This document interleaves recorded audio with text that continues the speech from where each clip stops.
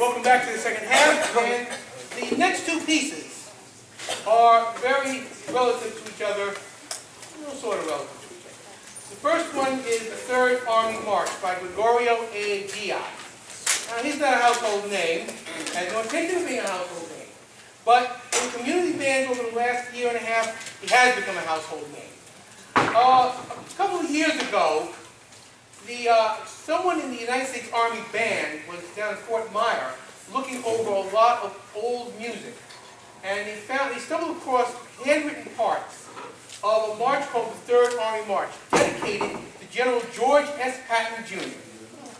So old blood and guts had a march written for him.